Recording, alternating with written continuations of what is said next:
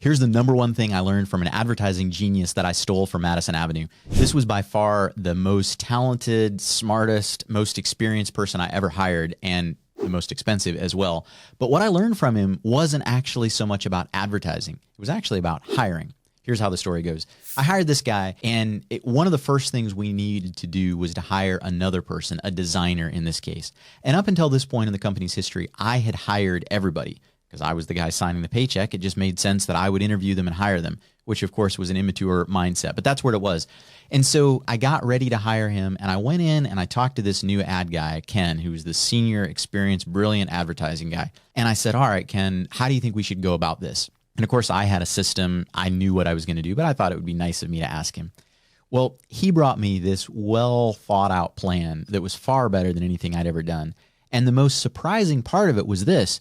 He had a job description that was crazy. I mean, guys, this was far out. My job description was like seeking an experienced graphic designer with experience in blah, blah, blah. And it was just a plain vanilla job description, right? This guy, I mean, it was an art form. It was funny. It was irreverent. It was creative. It was a sales job. I mean, it was an advertisement. And it dawned on me, creativity has value everywhere. Thinking like an ad guy has value everywhere, not just in advertising. But I was a little uncomfortable with this. I mean, this was crazy. This didn't sound like me. And so I decided to A/B test it. So I had him run his ad on his LinkedIn job board, and I ran my ad on my LinkedIn job board. Guess who won?